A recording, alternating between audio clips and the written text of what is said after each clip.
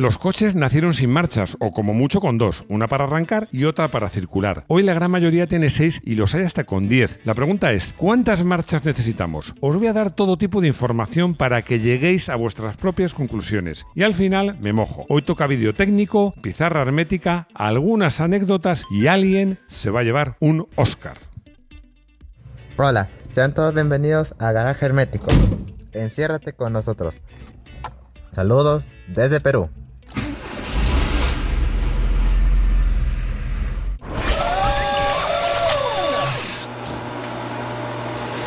Os adelanto que este vídeo es idea de Rodrigo, que a veces, solo a veces, tiene buenas ideas.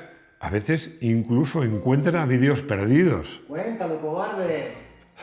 Bueno, os voy a contar como anécdota que hicimos un vídeo que eran inventos raros de la Fórmula 1 que no funcionaron y a mí se me olvidó. Y un día me dice Rodrigo, oye, ¿y este vídeo que hemos hecho? Que mola. Bueno, que mola. Fue uno de los vídeos que más os ha gustado. Así que ese fue otro éxito de Rodrigo. El estilo de Garaje Hermético lo conocéis de sobra. No queremos convenceros de nada. Ni de que Ayrton Senna haya sido el mejor piloto de la Fórmula 1, de la historia.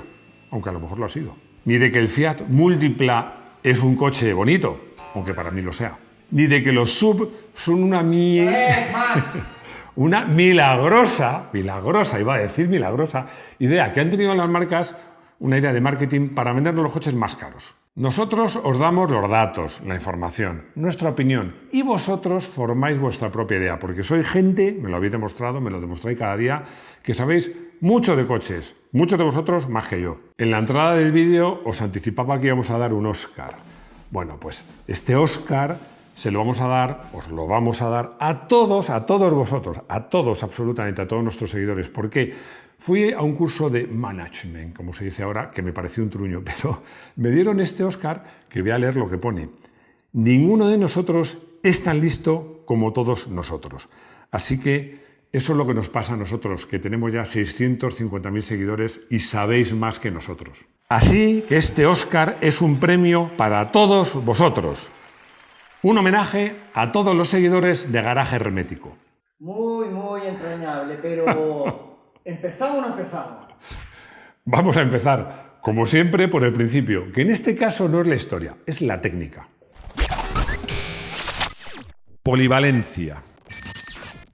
Para entender todo lo que os vamos a explicar, es muy importante que tengáis en cuenta una cosa cuando se diseña un coche. Cuando un ingeniero diseña un coche de calle, tiene que pensar que ese coche debe ser capaz de arrancar, por supuesto en primera, cuesta arriba, pues a plena carga y con una caravana detrás. Claro, esto tiene que ser así.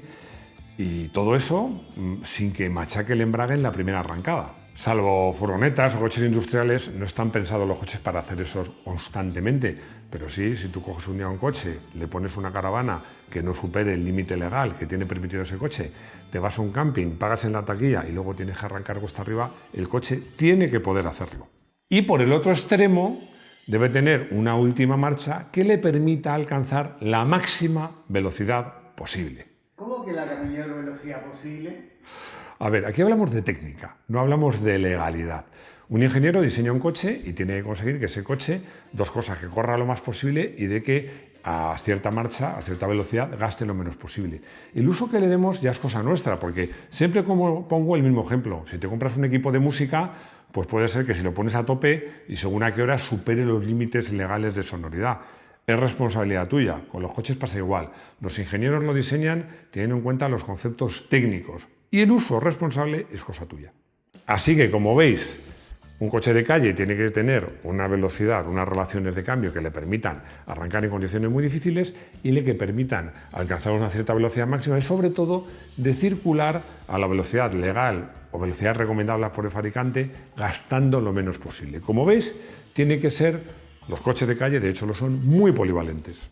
Esto es importante que lo conozcáis para entender el vídeo. También, seguro que todos lo sabéis, las marchas cortas son las relaciones, la primera, la segunda son marchas cortas, es decir, donde el coche a muy poca velocidad el motor está muy alto de vueltas, es decir, tiene poca velocidad y mucha fuerza. Y las marchas largas, que son las últimas, es justo lo contrario. El coche tiene mucha velocidad pero poca aceleración. Es importante estos conceptos que los tengáis claro para entender todo lo que vamos a contar. 2 marchas. Los primeros coches sencillamente no tenían cambio de marcha. ¿Por qué razones? Pues básicamente por dos. Una, eran muy poco polivalentes y dos, es que prácticamente corrían muy poquito. Os lo explico. Los primeros coches es que a duras penas conseguían los 20 km/h, 30 como mucho. Y llevaba una persona o dos y desde luego no estaban pensados ni para transportar carga ni para arrancar en pendientes. Eran coches muy poco polivalentes. Enseguida los coches ganaron en prestaciones, en peso, en polivalencia, capacidad de carga, muchas cosas. Y entonces se vio la necesidad de poner 2 marchas. Básicamente era una para arrancar y otra para circular. El ejemplo más claro de esto que os digo es el Forte, que efectivamente tenía solo 2 marchas. De 2 a 3. Y los coches siguieron creciendo en potencia, en prestaciones, en practicidad, pero no solo eso. Es que también las carreteras, porque al principio los coches iban por caminos de tierra, luego ya hubo carreteras, luego hubo autopistas. Entonces ya era necesario que los coches fueran más polivalentes, alcanzaran más velocidades y empezaron a llevar 3 marchas. Ojo, que parece que estoy hablando hace mucho. El Renault 4, que es un coche que todos conocéis, nació con 3 marchas. El planteamiento era sencillo, como os he contado antes. Había una primera marcha para arrancar, una tercera para ir desahogado o conseguir más velocidad, sobre todo en autopistas, y otra en medio que unía ambas para que no hubiera mucha caída de revoluciones y que servía para carreteras viradas o para carreteras de un solo sentido o para subir pendientes. No quiero dejar de contar una anécdota, que más que anécdota es un hecho histórico. Una frase atribuida a Ettore Bugatti que decía, además la voy a decir en francés, «Toujours quelques mètres en première». ¿Nos explica, por favor? No sabemos francés. A ver, Bugatti decía siempre algunos metros en primera. ¿Por qué? Porque en esta época, estoy hablando, cuando Bugatti consiguió el máximo nivel, en los años 20, 30, pues la potencia de un coche o la capacidad de aceleración se medía porque fuera capaz de arrancar. Ya tenían 3 velocidades, era frecuente en segunda e incluso en tercera, lo cual era una barbaridad y quemaban los embragues, que además no eran muy allá. Entonces, por eso Bugatti siempre decía, algunos metros siempre en primera. Por muy potente que sea un coche, muy deportivo, metes primero, haces algunos metros y luego subes de velocidades. Insistía mucho en esto. Economía. Por otra parte, la economía tiene mucho que ver, porque siempre se ha tratado, cuando ha habido cosas del petróleo, todavía más, de que los coches consuman menos. ¿Cuál es la forma de que consuman menos? Pues poner motores más pequeños. Más pequeños son más ligeros y consumen lo mismo. Os voy a poner 2 ejemplos. En 1908 nace el Ford T, con 2 velocidades, pero con un gran motor de 3 litros que ofrecía 20 caballos a solo 1.800 revoluciones. Unos 50 años después nace el Seat 600, el Fiat 600, con un motor de 633 centímetros cúbicos que ofrece 25 caballos a casi 5.000 revoluciones. Los motores se revolucionan más y para sacarles partido hacen falta más marchas. Yo os diría, por poner fechas, que a partir de los 60 pasan a 4 marchas y a partir de los 70 empieza a haber ya cambios de 5 velocidades. La crisis del petróleo de los primeros 70 colaboró a que los coches comenzaran a llevar 5 marchas. Yo os digo por qué. Porque en realidad los coches en la marcha que más velocidad alcanzaban era en cuarta. Pero la quinta era una marcha más larga que lo que permitía era, a la misma velocidad, ir más bajo de vueltas y por tanto gastar menos combustible. Así que os preguntaréis, ¿cuanto más marchas, mejor? Bueno, pues es que para entender esto es imprescindible que sepáis cómo es un diagrama del cambio. Y para entender cómo es un diagrama del cambio, si no lo entendéis, es imprescindible recurrir a nuestra mundialmente famosa pizarra hermética. Para hacer un diagrama del cambio necesitamos unos cuantos datos, que los he pintado aquí. Vamos a comparar una caja de 3 velocidades con una de 6. Y nos hace falta saber los desarrollos del cambio. ¿Eso qué es? Es a qué velocidad va el coche en cada marcha a 1000 revoluciones por segundo. Es decir, kilómetros hora por 1000 revoluciones. En el cambio de 3 marchas que hemos diseñado a 1000 vueltas, el coche iría a 8,5 kilómetros en primera, a 17 en segunda y en tercera a 28,5. Hemos previsto un motor que puede alcanzar hasta 7000 vueltas. El régimen mínimo utilizable son 1000, el par máximo está a 4000, la potencia máxima 6500 y las revoluciones máximas, como os he dicho, a 7000. Bueno, pues vamos a dibujar cómo sería este cambio de 6 marchas, perdón, de 3 marchas que nos va a pintar en rojo. Vamos a ver, en primera el coche alcanzaría 60 km por hora a 7.000 revoluciones, es decir, haría esto. En segunda, 17 cada 1.000 metros equivale a 120, nos vamos a 120, a 7.000 vueltas, y quiere decir que hace esto. Y en tercera, pues alcanzaría prácticamente, bueno, sí, prácticamente 200, nos vamos aquí. ¿Esto qué quiere decir? Bueno, muy fácil. A 7.000 el coche va a 60 km por hora, en primera, pues a 4.000 va a 30. Esto, para entenderlo bien, hay que tirar esta línea de puntos. Yo os voy a explicar qué quiere decir. Fijar que queda muy claro. Si cojo la primera y cambio a tope de vueltas, cuando cambio, caigo aquí. Es decir, a 3.000 vueltas. Fijaros qué caída de vueltas tan brutal, 4.000 vueltas. Si cojo en segunda y lo llevo a tope otra vez a 7.000 vueltas, cuando cambio, caigo aquí. Es decir, a 3.500 vueltas. Bueno, más o menos 4.000. Incluso por debajo del par máximo. Es decir, los saltos entre marcha y marcha son brutales. Ahora vamos a coger el rotulador o marcador azul y vamos a dibujar un diagrama un poquito más complicado. Como son 6 marchas, nos permitimos el lujo de poner una primera más corta. Una primera que a 7.000 vueltas llega a 52, un poquito menos, aquí. Luego, esta sería la primera. Espero que no sean demasiadas líneas. En segunda, nos vamos a 90 km por hora. O sea, estaríamos aquí. Esta sería la línea. Tercera, que son unas cuantas marchas, nos vamos a 130, aquí. Esta sería la línea. Metemos cuarta, nos vamos, la subimos a 7.000 vueltas y nos vamos a 160, que es aquí. Este sería la línea. Subimos a tope de vueltas en quinta y llegamos a 200, coincide, fijaos. Un cambio en el tercera y en quinta funciona, así que voy a hacer la línea relativamente paralela para que se vean las dos. Y luego aquí vamos a hacer una trampa, la quinta la hemos puesto, perdón, la sexta muy larga, para que el coche pues puede ir muy desahogado. Así que en vez de 7.000 vueltas, que no va a subir, salvo que fuera cuesta abajo, lo he puesto a 5.000. Y a 5.000 alcanzaría 175. O sea, que es por aquí y por aquí. O sea, ¿qué quiere decir? Que vamos a suponer que el coche tenga una máxima de 200. Entonces, vamos a hacer así, esta línea. Esto lo pongo en líneas porque el coche en sexta, perdón, que me estoy liando, no alcanzaría la velocidad máxima, seguramente lo haría en quinta. Vamos a hacer el mismo truco. Cambiamos a tope de vueltas en primera y cuando caemos, fijaros, en el cambio de 3 velocidades caemos a 3.000 y en este caemos a más de 4.000, por encima del par máximo. Pero es que cuando cambiamos aquí pasa lo mismo. Cuando cambiamos aquí, fijaros, el salto es un cambio bastante cerrado, solo perdemos 2.000 vueltas. Cuando cambiamos aquí, lo suyo es que cuanto más larga la marcha, la caída de vueltas sea menor. Perdemos 1.500 vueltas y cuando pasamos de quinta a sexta perdemos apenas 1.000 vueltas. Insisto, si la velocidad máxima son 200, vamos a suponer que en sexta cogiera 200, en sexta no pasaría de 5.500 a 6.000 revoluciones, con lo cual el coche gastaría menos. Esto es muy importante, estos dientes de sierra, es un diagrama de cambio para entender cómo funciona un cambio y qué pasa cuando cambiamos de marcha. Yo creo que ha quedado bastante claro. En general, un cambio se puede decir que es mejor cuanto más cerrado sea, menos saltos haya entre marcha y marcha. Bueno, esto los coches modernos con más marchas lo tienen y era una forma que lo habréis oído en los coches de competición cuando se decía que se le montaba una relación cerrada. Max, pero a lo mejor no todo el mundo lo sabe. Bueno, pues por si acaso lo vamos a explicar con detalle. Relación cerrada. Ya hemos hablado que un coche de calle, de turismo, necesita tener un cambio con una primera marcha que le permita arrancar en condiciones difíciles y una última marcha que le permita correr y gastar poco. O sea, tiene todos estos compromisos. Un coche de calle.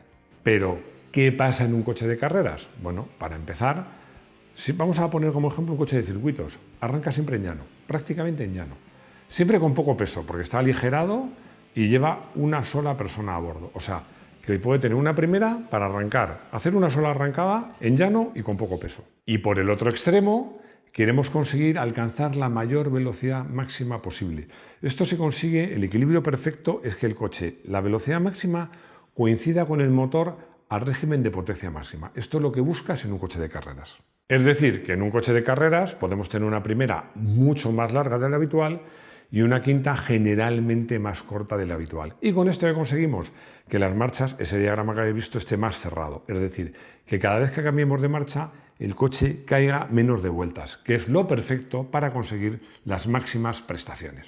Vale, muy interesante, pero ¿te vas a mojar? ¿Lo dudas? ¿Más es mejor? Pues hasta cierto punto se podría decir que sí, que cuanto más marcha es mejor. De hecho, los modernos camiones, bueno, no tan modernos, prácticamente todos tienen nada más y nada menos. Hicimos un vídeo de conducción de camiones. Esta vez me he acordado yo, no me lo ha tenido que recordar Rodrigo. Tienen normalmente 16 marchas. Algunos pensaríais, bueno, máximo, es verdad, pero cada vez que cambia de marchas pierdes un poquito de tiempo, ¿no? Y si metes muchas marchas, bueno, eso es verdad y no es verdad. Es verdad, en los cambios manuales, en todos, por muy rápido que sea, siempre pierdes un poquito, pero por ejemplo, en los cambios de doble embrague es que no hay ninguna pérdida de tiempo, o sea, pasan de una marcha a otra directamente. Así que, ¿qué es lo que influye a la hora de decidir cuántas marchas debe tener un coche? Entre otros, estos 4 conceptos.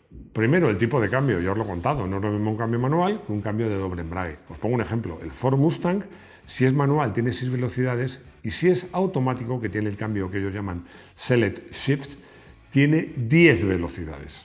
Segundo, el tipo de coche. Por decir algo, cuanto más deportivo, más marchas. Tercero, el precio o la sencillez, que es lo mismo. Si es un coche utilitario, pequeño, barato, pues no hace falta que le pongas tantas marchas. Y cuarto, la personalidad del motor. Si es un motor muy puntiagudo que requiere ser llevado muy alto de vueltas, es mejor que tengas más marchas. Si es un motor que tiene muchos bajos, se puede apañar con menos marchas. Pero ¿vas a decir un número sí o no? Lo voy a decir porque prometí que me iba a mojar. Yo, en mi opinión, creo que para un cambio manual en casi todos los coches, 6 marchas es más que suficiente, porque además los motores de hoy día tienen potencia alta, pero también en baja. Sí os diría que en un cambio automático o de doble embrague, creo que tranquilamente se pueden poner 7 u 8. 10 creo que no es necesario. Así que esta sería mi cifra, pero ojo, eso da muchos datos en este vídeo, esto es una opinión. He elegido el SEAT 131.600 Super Mirafiori por 2 motivos. Uno, porque fue de los primeros coches asequibles que en España se podían comprar con 5 marchas. Y otro porque hay una anécdota con este coche que a mí me encanta. Creo que la he contado más veces, pero es que me parece divertidísima. Porque el padre de un amigo mío, en estos momentos que os cuento, mi amigo tenía 12, 14 años, muy aficionado a los coches, se compró este coche. En España no había muchas autopistas, iba siempre en cuarta. Pero cuando ya llegaba a Madrid, que entonces había una autopista más o menos decente para ir al aeropuerto, pues les decía a los niños, chicos, agarraos, que voy a meter quinta. Entonces todos se agarraban a la puerta, donde fuera, metía quinta y el señor iba todo tenso. Bueno, la quinta de ese coche no era para correr más, era para ahorrar. Pero fijaos la mentalidad que se asociaba quinta velocidad con prestaciones y con velocidad. Cristóbal Úbeda Toro, que le digo con todos sus apellidos, desde Sevilla me envía la foto de un Porsche que dice que no tiene ni la menor idea que qué Porsche es. Bueno, pues la respuesta es muy sencilla, es el Porsche 914. Además, me ha dado una idea porque voy a hacer un vídeo sobre Porsches incomprendidos. Este va a ser uno de ellos. Es un proyecto que nació de la mano de Volkswagen y este coche, curiosamente, se vendió en los concesionarios Volkswagen con un motor Volkswagen de 4 cilindros y, bueno, opuesto, refrigerado por aire, le dejaré abajo, 1600, y en los concesionarios Porsche con un motor 6 cilindros de 2 litros. Bueno, un coche interesante, muy Porsche y muy cotizado para rallies de clásicos. Gonzalo Vargas me pregunta si compartir, ¿qué ha leído por ahí? Que compartir, a ver, me refiero a ayudar a un coche que se ha quedado sin batería, poner unas pinzas para arrancarlo. Si puede dañar tu coche, a ver, si se hace todo bien, no. Hacer todo bien es muy fácil, es que es muy fácil. Primero conectas los negativos y luego el positivo del coche que no tiene batería y finalmente el positivo del coche que tiene batería. Y antes de que el coche que no tiene batería le dé el arranque, pon el coche donante, digámoslo así, a unas 3000 vueltas estabilizadas para que el alternador también ayude. Si haces esto y no haces tonterías, no vas a tener ningún problema. Puedes ser un buen samaritano que tu coche no se va a estropear. Y ya está, ya hemos llegado al final. Espero vuestros comentarios, espero que os haya quedado todo muy claro y solo daros las gracias por estar ahí, por vuestros comentarios, por los likes, por suscribiros y deciros que espero veros de nuevo en nuestro garaje hermético. Hasta pronto.